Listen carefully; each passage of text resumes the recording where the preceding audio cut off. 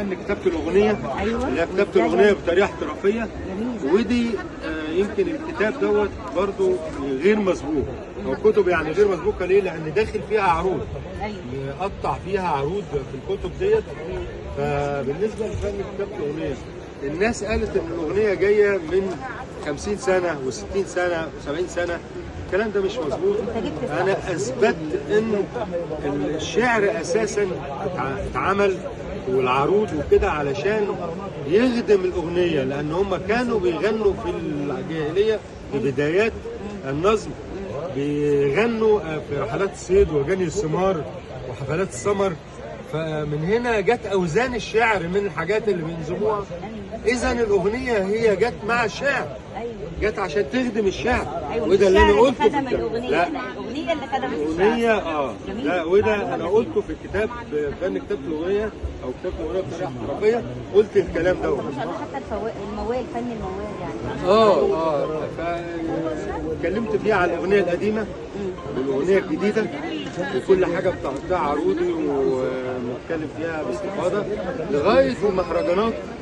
وطبعا دون ذكر أي حاجة عن المهرجانات، لأن المهرجانات إحنا مش ضدها، ولكن لو المهرجانات يعني بقت هادفة وجابت كلمة راقية مع رتم سريع. هو المهرجان بيعتمد على الرتم السريع طبعا. فلو جابوا كلام هادف راقي احنا وماله، مفيش مشكله خالص يعني. ولكن اسفاف وحاجات زي كده فكان لازم نتطرق ليها. المهرجانات اللي هي الاغاني. لا، الاغاني بتاعت مشاريع. الموضوع ده كنت عامله حلقه عنه قبل كده في الفضائيات بجد. أيوة. موضوع وجبت بعض المطربين لكن مش عايزه اقول اسماء. وكلمتهم عن الموضوع ده يعني. ايوه.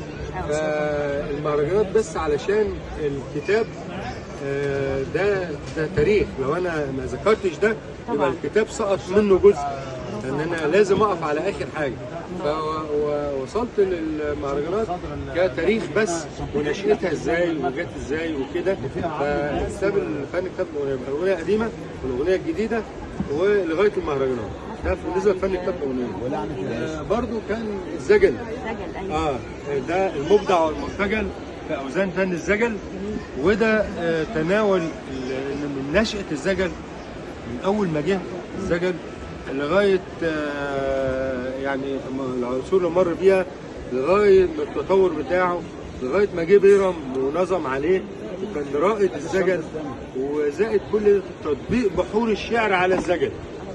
وخدمني في الكلام دوت بيرم التونسي. فجبت نماذج لأن بيرم ما كانش بت ولا موزون. فجبت أسجال بيرم وقطعتها على بحور الشعر، طبقت بحور الشعر على الزجل. هنكمل مع حضرتك. في ولد من ذوي الهمم من نزول الكتابات الخاصة عشان حرام بدل